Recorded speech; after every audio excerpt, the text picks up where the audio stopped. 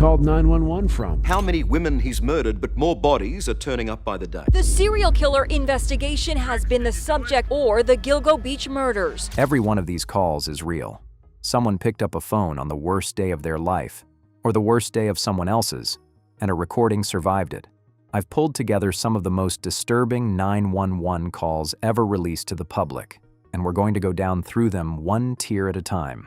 We start near the surface, with the ones that only unsettle you, and with each level, we go deeper, into the calls that stay with you long after the audio stops. This is the 911 iceberg. We begin at the tip. On the 911 tape regarding fingerprints. This knife was laying over there and I already picked it up. Okay, it's all right, it's okay. In the summer of 1981, dispatchers across Minneapolis kept receiving calls from a man they couldn't identify. The voice was high, cracking, almost childlike, sobbing before he even got the words out. On June 3rd, it came again. "Will you find me? I just stabbed somebody with an ice pick. I can't stop myself." The victim was Kimberly Compton. She was 18, newly arrived in the city, and she had been stabbed dozens of times. I stabbed somebody with an ice pick. I can't stop myself. I keep killing somebody. Over the next year, the weeping caller kept phoning in his own crimes, apparently grieving for the very people he was killing. He was caught only because a later victim fought back and survived, forcing him to call an ambulance for himself. He died in prison in 1998. The question investigators never fully answered is a simple one. Were the tears remorse, or were they part of the thrill? The next call is chilling for the opposite reason. There are no tears in it at all. In the early hours of June 12, 2016, in the middle of a mass shooting at a nightclub in Orlando, the gunman stopped to dial 911 himself. He was calm, formal even, like a man reading a prepared statement. He wasn't calling to surrender, and he wasn't calling to negotiate. He called to make sure his attack would be recorded and understood exactly the way he intended, while hundreds of people were still trapped inside with him. The FBI later released the transcript but held back the audio out of respect for the victims. 49 people were killed. What unsettles the analysts who study it isn't what he said. It's the composure, the sound of someone treating the worst night in all those families' lives as a piece of administrative business. A quick word before we go deeper, because this is where it changes. From here down, the calls get harder, and a few of them, the ones at the very bottom of this iceberg, are heavy enough that leaving them on this platform would put the channel at risk. Those live on our Patreon. The link is in the description. If you want to keep descending with me here, stay close. And if you've made it this far, take a second to subscribe. I release new videos every week. Now, Tier 2. At 4:38 in the morning, on August 24, 2019, a newspaper carrier named Deborah Stevens was finishing her delivery route in Fort Smith, Arkansas, when floodwater rose over her car in the dark. She was 47. She called 911, and she stayed on the line for 22 minutes. What makes this recording so hard to sit through isn't the water, it's the dispatcher.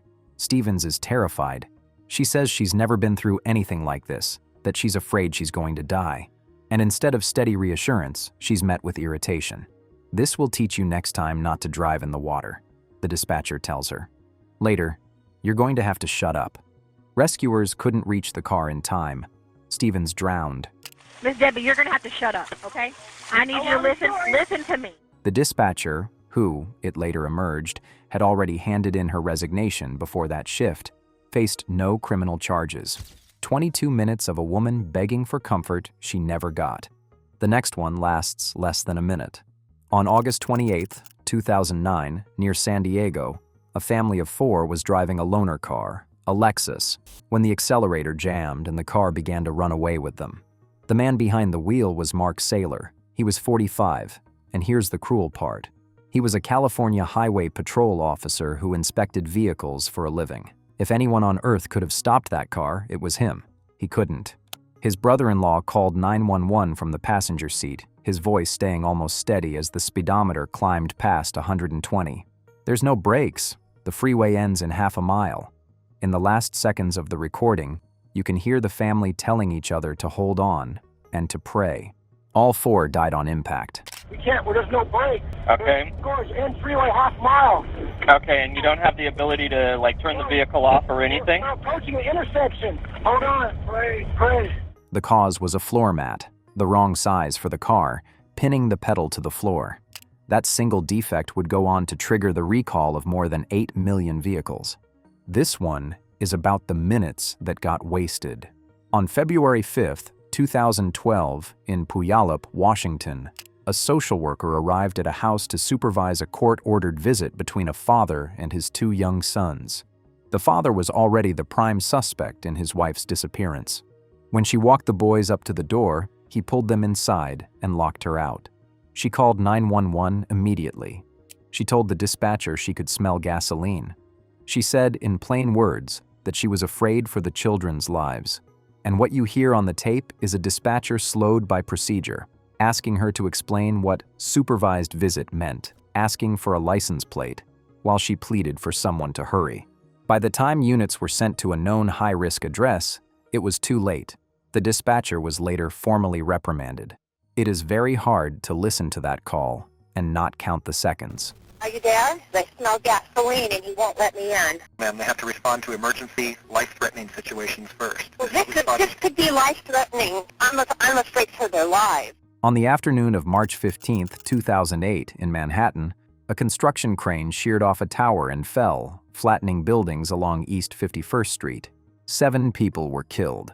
1 man survived in a way that almost shouldn't have been possible. Trapped under the rubble of his own apartment, buried in the dark, unable to move anything but one arm and his head, he found his cell phone within reach of the hand he could still move, and he called for help. The recording is muffled, frantic, closed in, a voice screaming from somewhere beneath a collapsed building that rescuers can hear but cannot yet reach. It took them hours to dig him out. He lived. The friend who'd been visiting him that afternoon, in the same room, did not. Survival, in his case, came down to which hand happened to be free. Some calls frighten you because of who made them. This one frightens you because of who caused it.